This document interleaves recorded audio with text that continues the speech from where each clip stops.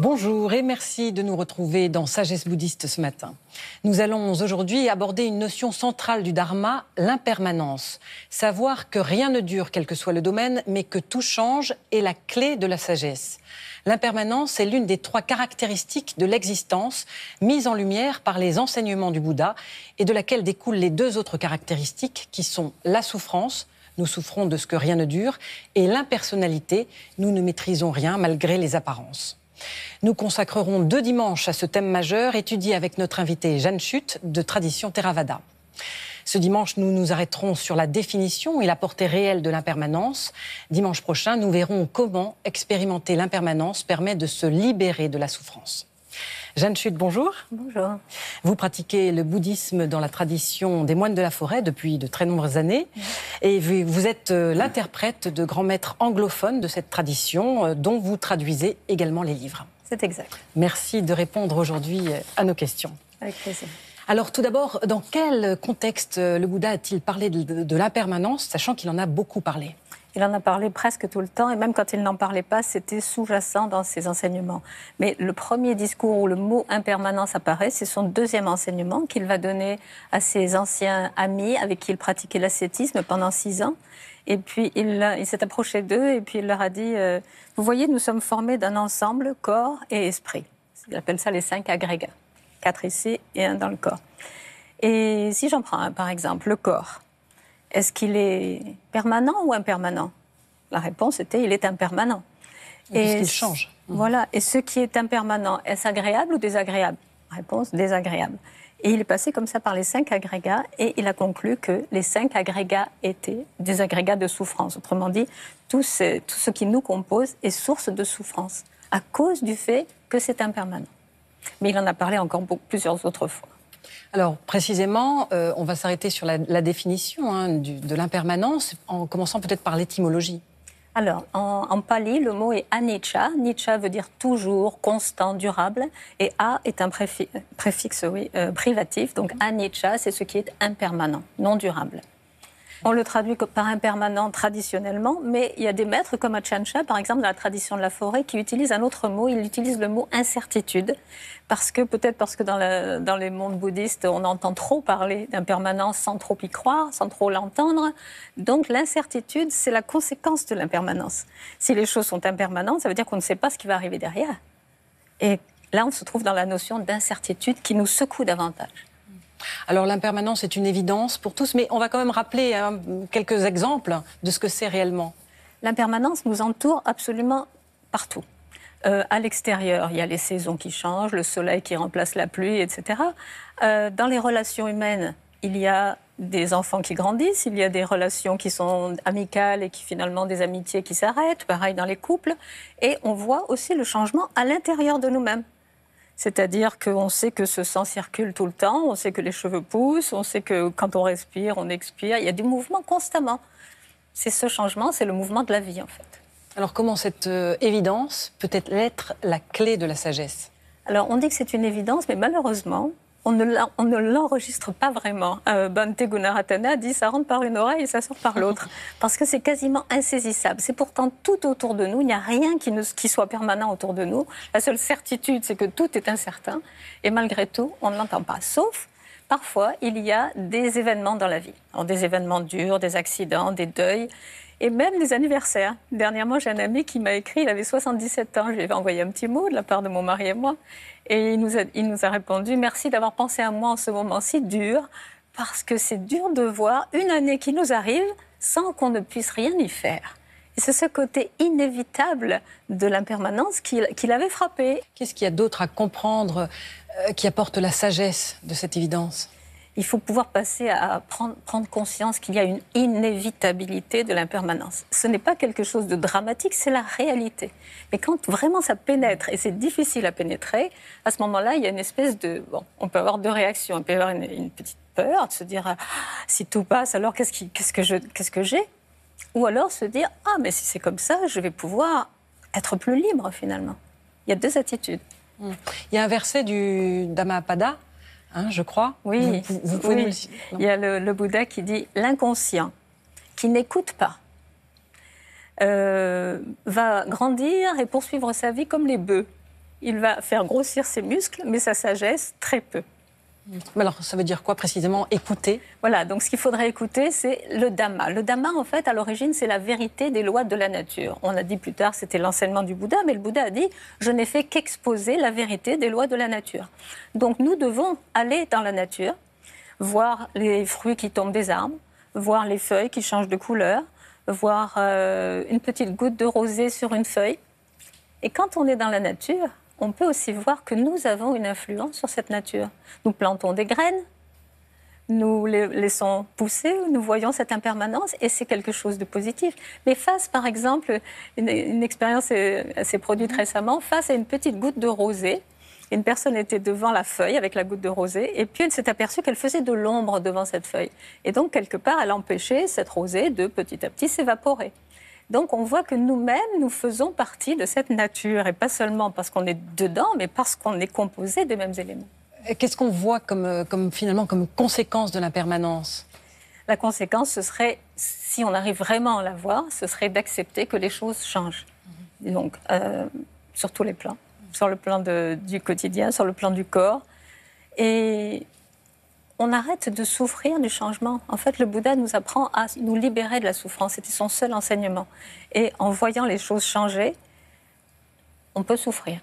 En voyant qu'il est inévitable qu'elles changent, on se met en harmonie avec la nature. Et du coup, il est acceptable que les choses changent. Et ça change tout le point de vue. Ça change parce que du coup, on est en harmonie avec la nature, avec la vie qui est mouvement. On joue le jeu, on est présent à ceux qui se présentent. On n'est pas en réaction et on n'est pas dans le mur du blocage. Parce qu'en fait, on passe notre vie à désirer que les choses durent. Donc, on va acquérir des choses et puis il ne faut surtout pas qu'elles changent. Ou bien, on va repousser toutes les choses qui menacent la certitude que j'essaie d'avoir. En fait, je n'ai aucun contrôle sur les choses. Quand j'en prends conscience, je lâche et j'accepte la vie comme elle arrive. Beaucoup plus de présence. Et lâcher prise de quoi exactement? Dans un premier temps, lâcher prise de la peur de lâcher prise. Et puis dans un second temps, lâcher prise de cette illusion du contrôle. Voir que c'est une illusion, qu'en réalité, la vie mène les choses comme elle veut. On a tous eu l'occasion d'entendre parler ou de vivre de près la mort subite d'une personne. Avec cette personne, on avait peut-être fait des projets. Et puis, là, voilà, elle est partie. Bon, ça, ce sont les exemples les plus graves, mais bon, on peut perdre un travail, tout ça, ça peut arriver n'importe quand. Au lieu d'en faire une angoisse, dire c'est comme ça. Et donc, perdre l'angoisse et se libérer de l'illusion pour être vraiment dans la réalité. Mais est-ce qu'il n'y a pas le risque, si justement on décide de ne plus s'accrocher à ce qui passe, est-ce qu'il n'y a pas le risque de tomber dans une certaine passivité ou alors une espèce de défaitisme, ou au contraire de se dire profitons-en puisque rien ne dure, j'en profite à fond? J'en profite à fond, c'est pas mauvais. Hein, c'est maintenant que ça se passe, pourquoi pas être présent complètement à ce qui se passe. Le défaitisme peut arriver effectivement si on pense à l'impermanence. Mais si on le réalise pleinement, c'est de l'inverse. Ce qu'on a, c'est un lâcher-prise total qui se fait spontanément. C'est pas réfléchi. C'est vrai que passer par la tête, ça peut donner le sentiment que c'est inquiétant. Mais il n'y a rien d'inquiétant, c'est la réalité. Comment développer, Jeanne Chut, une conscience plus claire de l'impermanence? Alors, il faut reconnaître qu'au quotidien, bon, nous l'avons dit, hein, au quotidien, les choses ont beau être impermanentes, on ne veut pas le voir. Donc, je pense que la méthode du Bouddha est quand même bonne, c'est qu'il faut y aller par la méditation. Et donc, entrer en nous, mais on peut aussi commencer simplement, comme on l'a dit, par l'observation de la nature et voir que nous sommes faits des mêmes éléments. En nous, il y a des os. Les os, c'est un peu comme le tronc de l'arbre, c'est l'aspect solide, c'est l'élément terre. On a aussi du sang, comme la sève de l'arbre, comme la rosée. Nous avons des larmes qui ressemblent à la rosée. Il y a la chaleur c'est la même que celle du soleil. Et puis il y a l'air que nous respirons qui est le même que celui qui nous entoure. Voir que nous faisons partie de cette nature complètement. Après avoir observé la nature, son aspect impermanent, pouvoir accepter que nous faisons partie et nous fonctionnons exactement de la même manière. Ça devient plus paisible, plus joli, plus harmonieux, tout simplement. Oui, vous dites vraiment être en harmonie avec. Hein. Voilà, tout à fait. Et quelles sont les conséquences importantes, finalement, de la compréhension profonde de l'impermanence? Quand elle est profonde, il y a une libération tout de suite. On arrête de souffrir, de ne pas pouvoir maîtriser. On se sent libre, on se sent complètement détaché. libre. Vous voyez, c'est comme une petite aiguille dans une bulle de savon. Tout d'un coup, mais si c'est comme ça, tout va bien. Si c'est comme ça, je n'ai pas à retenir absolument, je n'ai pas à faire des efforts pour aller contre le mouvement de la vie. Donc c'est la liberté, c'est aussi vivre, apprécier l'instant présent. Je réalise qu'en fait, je n'ai que cet instant. Les projections dans le futur ou les souvenirs du passé, ce sont des fabrications mentales. Et du coup, l'instant, on le vit pleinement. Et puis quand on a mal, quand on est malade, savoir que les choses passent, c'est plutôt agréable. Mais alors justement, on est quand même attaché, hein, tout ce qui est passé, tout ce qui est futur, qui est quand même assez agréable aussi. On cherche à être heureux après tout. Et quand on parle de l'ici et maintenant, on fait abstraction finalement du passé et du futur. Oui, c'est vrai que quand on parle, on a des souvenirs. J'ai des exemples assez amusants. On se rencontre, mes 3 sœurs, et on parle du passé.